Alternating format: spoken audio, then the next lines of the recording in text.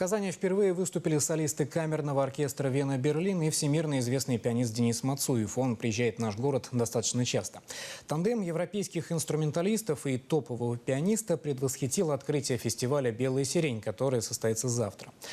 Что же так тянет в Казань Дениса Мацуева и почему музыку он считает альтернативой дорогим лекарствам? Об этом пианист рассказал нашему культурному обозревателю Дмитрию Пивоварову.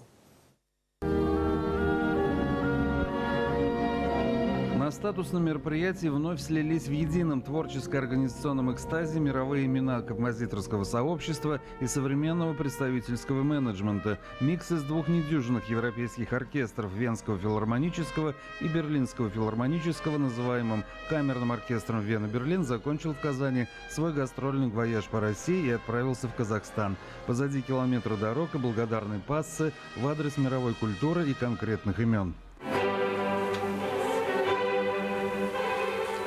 Фишка оркестра в том, что музыканты вышкалены настолько, слушают друг друга, что работают без дирижера. Музыка словно в крови и регулирует механизм поведения. Это и по меткому замечанию Мацуева рафинированное качество и возвышенное звучание. Не обошлось и без фармацевтических экзерсисов. Сейчас классическая музыка является таким, я бы сказал, терапевтическим эффектом, терапевтической помощью для многих людей, которые живут в каком-то тревожном состоянии во всем мире абсолютно.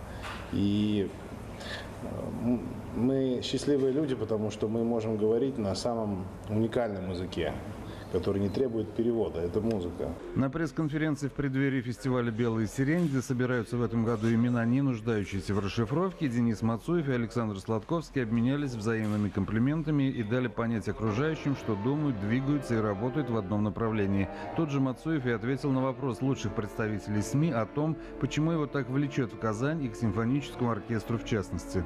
Красивые девушки. Я шучу.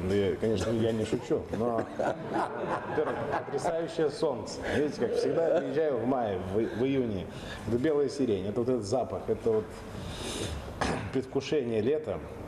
Потрясающий рояль. Портрет Сергея Васильевича на сцене. Эмоции музыкантов. Невероятный драйв и энергетика оркестра. И возможно сделать любые программы. Купаться в Волге, есть чак-чак, все, что хотите.